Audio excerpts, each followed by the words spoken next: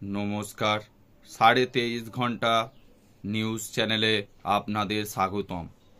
23.5 ঘন্টা news channel, আধ ঘন্টা খবর পড়ে, বাকি 23.5 ঘন্টা ভাট বকে। চলে আসছি আসল খবরে। আজকের বিশেষ খবর।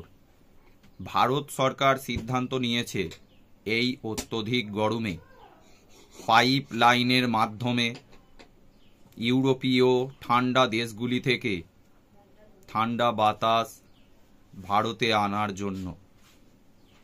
এই উদ্দেশ্যে গ্যাস রোড বিজ্ঞানীরা 100 ফুট চওড়া ও 10 লক্ষ মাইল লম্বা দুটি পাইপ নিয়ে ইউরোপের দেশগুলিতে পৌঁছে গেছে।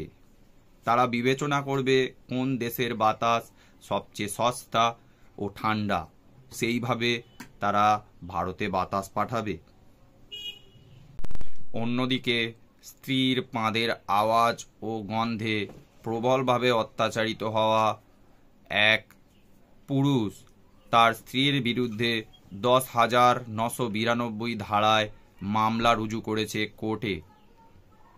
কোর্টের জজ সাহেব মহামান্য আদালতকে এবং প্রশাসনকে নির্দেশ দিয়েছে ঘটনাটির সঠিক পর্যালোচনা করে তার কাছে রিপোর্ট পেশ করার।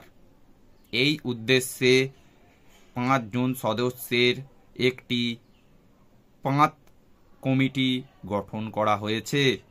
অন্যদিকে চীনের ইয়াংচুচি অস্ট্রেলিয়ার হিট কল করকে ওয়ার্ল্ড হেভিওয়েট চ্যাম্পিয়নশিপে হারিয়ে নয়া খেতাব নিজের পালকে সমৃদ্ধি করেছে।